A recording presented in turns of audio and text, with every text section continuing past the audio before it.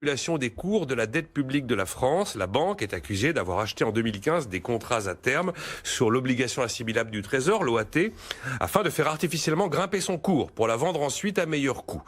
Morgan Stanley dément. Le collège de l'AMF a requis vendredi cette amende de 25 millions d'euros. Et puis Morgan Stanley a cette particularité de faire partie du petit pool très privilégié d'établissements que l'on dit SVT, spécialistes des valeurs du Trésor, c'est-à-dire les établissements qui mécaniquement sont mis en contact avec l'agence France Trésor lors des adjudications de dette française. Ce sont donc par définition normalement des établissements avec lesquels un lien de confiance inaliénable existe entre le 9e étage de la tour Colbert à Bercy et eux-mêmes.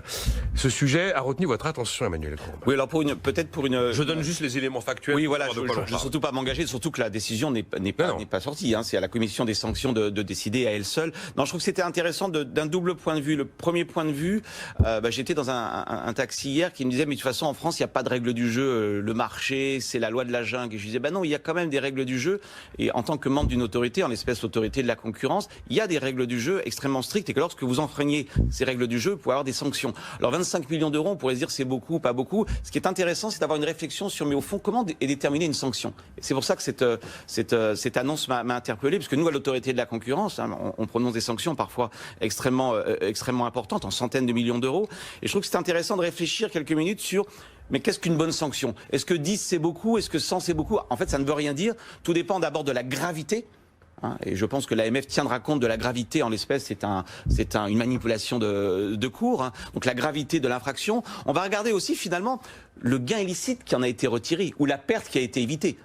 Il semblerait, si j'en crois les échos, mais ce sont des sources journalistiques, que la perte aurait pu atteindre 20 millions d'euros. Donc on voit qu'il y a une relation entre le quantum de la sanction et le quantum de l'infraction. Dit en d'autres termes, il faut que celui qui ait commis une infraction, on lui récupère à minima le gain illicite qu'il a pu acquérir. Et puis un troisième point sur lequel je voudrais insister, je suis allé regarder un petit peu les rapports de l'AMF, j'ai trouvé ça tout à fait passionnant.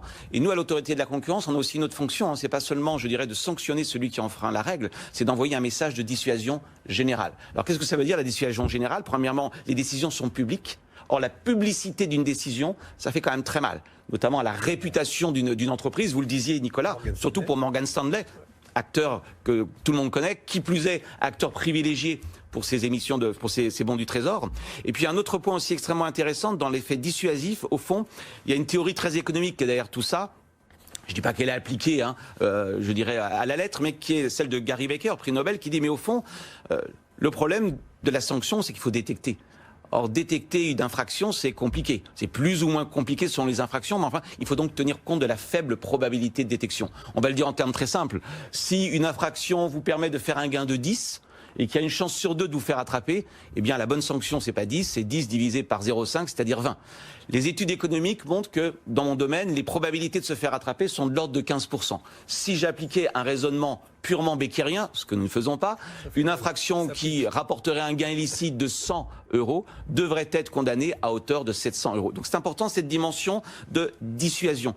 Une sanction est en proportion du gain illicite, mais elle a aussi cette fonction générale d'envoyer un signal à tous ceux qui n'ont pas enfreint les règles du jeu en leur disant « Regardez, finalement, celui qui s'est fait prendre, quelque part, paye pour ceux qui n'ont pas été pris. » Et je trouve que c'est assez intéressant. Vous considérez que ce fameux name and shame qu'on a vu surgir dans des quantités de dossiers, c'est le fait de rendre public c'est pas tout à fait pareil, parce que la publicité d'une décision, me semble-t-il, c'est même un principe de base du droit, qui est de dire, et je crois même que les séances de l'AMF sont publiques. Il me semble que les séances... Donc il y a un côté quand même, volonté de... C'est important. Au-delà de la décision particulière, d'envoyer un message très clair à tous les acteurs du marché. Dans un sens comme dans un autre d'ailleurs. Tout à fait. Si jamais il s'avère que ça n'est pas vérifié, il faut aussi que bien sûr. Alors ce qui est très intéressant à l'AMF, et nous n'avons pas ces pouvoirs à l'autorité, c'est qu'elle peut également prononcer des sanctions non pécuniaires sous la forme d'une incapacitation, notamment un gestionnaire de patrimoine.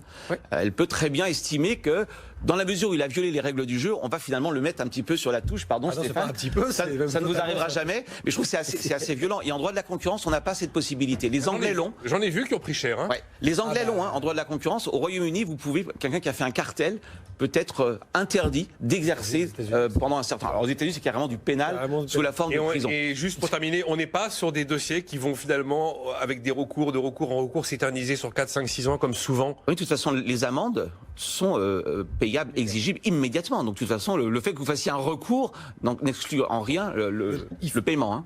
Il faut savoir... Allez-y, mais brièvement, parce que je voudrais parler. Très rapidement, Nicolas, sur l'autorité des marchés financiers que je connais bien, puisque moi je suis le responsable de conformité de mon entreprise, donc c'est moi qui gère avec eux. Les pouvoirs de l'autorité des marchés financiers sont très très élevés en France par rapport aux autres organismes de sanctions. Hein. Ils ont une possibilité d'intervenir très vite, de stopper, de vous faire, j'exagère, mais de vous faire sortir de l'entreprise en prenant les clés et terminer. Je voulais juste rajouter une chose, c'est-à-dire que je ne vise pas Morgan Stanley du tout, parce que ce qui s'est passé, c'est extrêmement difficile à détecter. Emmanuel le rappelait, c'est hyper difficile de détecter ce genre de choses, parce que qu'est-ce qu'on leur reproche? On leur dit, ils étaient en train de perdre de l'argent sur une position obligataire de l'État. Qu'est-ce qu'ils ont fait? Ils en ont acheté beaucoup le matin à 9h pour le revendre à 9h45 d'un coup, pour éventuellement en se disant l'effet de flux, c'est-à-dire l'effet de masse, va faire augmenter mécaniquement un petit peu le marché. Ça va pas leur sauver la mise, hein, attention, mais ce sont des opérations qui doivent se passer à peu près tous les jours sur tous les marchés dans le monde. Il y a un moment donné où c'est exagéré et où on peut le pointer du doigt en disant là, attention, vous l'avez fait exprès. Et là, on va imaginer que les gens de ces Morgan Stanley sont complètement demeurés et qu'ils vont dire ah bon, c'est vrai qu'on le fait jamais à côté. Bon, donc je peux pas choisir mon camp, mais là j'ai envie de vous dire, ça saute un peu aux yeux. Maintenant, attention, il faut faire gaffe. Ils ont signé une charte. Parce que être SVT, c'est pas simplement être un partenaire exclusif. Non, ils ont signé une charte avec l'État. C'est-à-dire qu'ils ont un partenariat exclusif en montrant passe blanche. C'est pour ça que je pense que là, l'AMF, à un moment donné, que ça aille au bout, Emmanuel, je pense que c'est juste pour dire à tout le monde, et en particulier à ceux qui ont signé la charte, attention, on sait que vous le faites assez régulièrement. Là, c'est trop, là, c'est exagéré, vous moquez du monde. Donc là, il tape du doigt sur la table. 25 millions, qu'est-ce que c'est pour Morgan Stanley? C'est rien du tout, mais le message est important dans ce cas-là. Si on peut dire deux choses extrêmement vulgaires et déplaisantes, c'est que les SVT ont la charge d'assurer la liquidité du marché. Oui, absolument. Et on peut se demander, est-ce que c'est compatible avec le fait de spéculer, d'intervenir pour son compte propre? Ça ne l'est pas, la preuve, c'est sanctionné. C'est pas pour leur compte propre pour autant. Hein, c'est justement ce qu'il faudrait voir. Et ensuite, deuxièmement, il y a une grande partie des activités spéculatives qui consistent en permanence, qu'on le veuille ou non, à manipuler les cours. Donc là, je vois pas pourquoi on s'attaque à cette malheureuse banque, alors que c'est quand même une pratique extrêmement généralisée sur l'ensemble des marchés. Vous voulez dire ce qu'ils sont en train de faire sur un organisme de paris en ligne et de jeux qui s'appelle la Française des Jeux? Non, je veux dire, on pourra pas tout évoquer. Il y a quand même pas mal d'investisseurs, elle n'est pas du tout le genre. On pourra pas tout évoquer d'ici la fin de l'émission, mais alors Emmanuel Combe me faisait part d'une note de la Fondapol. Bon, je suis passé au travers, il y a des trucs comme ça, mais moi ça me passionne. Vous avez participé à des travaux de la Fondapol autour de la notion de prix personnalisé. Alors vous m'expliquez, on a 5 minutes 10, donc on a le temps d'expliquer. Vous m'expliquez ce que c'est, je trouve ça assez délirant. Oui, donc c'est une étude qu'on a sortie cette semaine sur les prix personnalisés. Au fond, avant Internet, on connaissait déjà ce qu'on appelle en économie les prix discriminatoires. C'est-à-dire si vous êtes jeune, vous avez un prix préférentiel. Si vous êtes au RSA, vous avez un prix préférentiel. D'abord, c'est clair, c'est simple, c'est une règle que tout le monde accepte, parce qu'en moyenne, les jeunes sont moins riches que les adultes et les personnes au RSA sont normalement moins riches que la moyenne des Français. Donc c'était transparent, simple à comprendre. Et puis, ça prenait la forme de grandes catégories. Avec Internet, je connais à peu près tout de vous, Nicolas, votre compte Facebook, je peux le mixer avec votre manière de vous comporter sur Google Search. Bref, j'arrive à en déduire votre capacité à payer. Je sais à peu près quel est votre niveau de vie. Je connais surtout vos préférences, parce qu'il suffit pas d'être riche pour aimer le chocolat. Savoir que sur Facebook, vous parlez toujours du chocolat, ça veut dire que vous êtes addict au chocolat. Et donc, je vais essayer de faire un prix à la tête du client. En clair, quand j'irai sur un site internet réservé, un produit, acheter par exemple, je sais pas, un lot de tablettes de chocolat, j'aurai un prix dédié à Nicolas Dose parce que je sais que Nicolas Dose est addict. Et qu'il est prêt à lâcher 10 de plus que le voisin. Et bien sûr, je vais faire du eBay. Et je ne suis pas au courant évidemment que ce prix je vais faire du eBay généralisé. Alors ça, des études ont montré que bien entendu, c'est le nirvana en économie puisqu'on sait depuis Arthur Cécile Pigou que le rêve de tout chef d'entreprise, c'est pas d'être en monopole, c'est d'être en monopole et de faire un prix à la tête du client. Donc ils en rêvent tous les jours. Et alors les simulations ont montré que si Netflix, par exemple, utilisait ses 2000 profils, nous sommes catégorisés en 2000 profils, elle augmenterait ses profits de 12%. Un site qui s'appelle ZipRecruiter, qui est un site de recrutement de personnes, ils ont un abonnement aux entreprises. S'ils faisaient un abonnement, si j'ose dire, à la tête du client, ils augmenteraient leur profit de 84%. Bref, c'est super rentable. Alors vous allez me dire, mais pourquoi ne le font-ils pas? Parce qu'en fait, ils ne le font pas. Les études empiriques montrent que c'est très compliqué de détecter des prix personnalisés. On voit des prix dans le temps, on voit des prix dans l'espace. Par contre, ils le font. Pourquoi ils le font pas? Parce qu'ils ont peur. que les consommateurs s'aperçoivent, comme vous le disiez, pourquoi Nicolas avez-vous payé 6 € votre tablette et moi 5? Vous allez communiquer sur les réseaux sociaux, ça risque de faire très mal pour la e-réputation. Alors et finalement, vous avez fait une étude pour dire que quelque chose n'existe pas. Si, ça existe, mais de manière détournée. Alors on va faire quoi? On va faire ce qu'on appelle du price steering. Si nous cherchons tous au même moment, le même hôtel, dans la même ville pour la même nuit, nous n'aurons pas la même présentation des résultats. Or, on sait qu'on réserve en général sur la première page. Si je sais que Nicolas Dose est une personne extrêmement aisée, je lui mettrai plutôt des hôtels à 200, 300 €. Et donc, on regarde que ça marche assez bien. La présentation des résultats est personnalisée, ce qui revient à dire que les prix ne sont pas les mêmes. Deuxièmement, je vais faire des coupons ciblés. C'est-à-dire que moi, j'ai ouvert un comparateur de prix. Je ne suis pas allé jusqu'à acheter le produit. Comme par hasard, je reçois un coupon de moins 10% et vous ne l'avez pas reçu. Pardon, ça s'appelle bien un prix personnalisé détourné.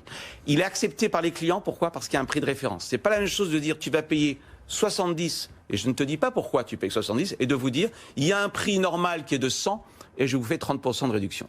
Troisième moyen de faire du prix différencié, le versionning. Ah mais non, Nicolas, le chocolat que vous avez acheté n'est pas exactement le même que celui d'Emmanuel. La mise en, le packaging n'est pas exactement le même. La trottinette rose, c'est pas tout à fait la même chose qu'une trottinette bleue. Et on a observé en effet des différences de prix entre la trottinette rose et la trottinette bleue, alors que ça coûte exactement la même chose. C'est la fameuse taxe rose. Et puis dernière méthode, on va faire jouer. Vous avez envie d'être surclassé en business? Eh bien, on va jouer. Faites des enchères. Nicolas, vous êtes prêt à payer combien? 300 $? Bah, écoutez, vous avez gagné l'enchère. Mais vous pouvez pas vous plaindre. Votre voisin, lui, a payé 200 $. Vous pouvez pas vous plaindre. Vous avez joué. Vous avez gagné. En fait, vous avez perdu puisque j'ai réussi à vous prendre votre disposition maximale à payer. Donc, en réalité, on voit que les entreprises vont aller sur ces prix personnalisés, ces prix à la tête du client. Je ne sais pas si on se rend compte de la révolution, ça veut dire qu'à la fin des fins, il y aurait autant de prix qu'il y a de clients dans l'avion ou dans le magasin. Technologiquement, c'est possible. À l'heure des étiquettes électroniques, à l'heure surtout de la data, la question c'est comment vont-ils y aller? Alors il y a eu des expériences qui ont été tentées, notamment par Jeff Bezos. En 2000, Amazon avait tenté de vendre le même DVD à des prix aléatoires, donc différents. Un consommateur américain s'en est aperçu et Jeff Bezos a dû s'excuser publiquement en disant promis, juré, on le fera. Ça lui a jamais. pas trop mal réussi. Alors attention à ne pas confondre prix personnalisé et prix différencié dans le temps. Amazon change 2 millions de fois par jour ses prix. Mais ça c'est un peu différent, c'est l'offre et la demande. Là on est vraiment sûr. C'est comme le yield management. Non mais ça existe plein de sujets, c'est fascinant.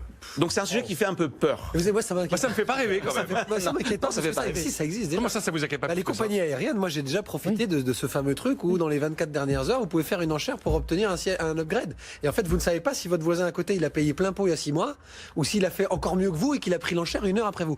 Mais ça, je trouve que c'est... Oui, mais ça, il y a un côté ludique. Oui, mais ça, j'ai joué dedans. J'ai perdu. Oui, mais ça, j'ai gagné. C'est du prix lié effectivement à un calendrier. C'est pas du prix Vanufel. Non, mais il y a un côté un peu logique. Mais il paraît que les compagnies d'assurance font payer, d'aviation font payer un prix différent selon que c'est votre première, première visite, votre deuxième, votre troisième. Le comportement de connexion. Le vrai sujet qui est derrière, c'est quelles données ont été utilisées pour vous faire un prix de 6 €. On arrive parfois, un algorithme qui est neutre, par croisement de variables neutres, peut arriver à un résultat qui ne l'est pas. Le code postal, c'est pas si neutre que ça. Et donc, il y a des expériences aux États-Unis où on s'apercevait que in fine, c'était toujours la même catégorie qui était discriminée. C'est le modèle technologique de Zuckerberg et de Facebook. Je ne sais pas s'il faut toujours rêver du progrès technologique. J'ai pas dit qu'il fallait rêver. Ça dépend si Nicolas, si c'est moins cher en final pour vous. C'est pas grave. Mais d'accord. On prend plaisir. Bon, on avait aussi la rémunérateur des aviseurs fiscaux dans le viseur. On en reparlera peut-être demain. Et puis voilà, il y a quelques. Et puis oui, les quotas économiques d'immigration, on n'a pas eu le temps. Bon, bref, merci d'avoir été là en ce 11 novembre. Emmanuel Combe, Henri Sterdignac, Stéphane Vanufel. Rendez-vous demain 9h.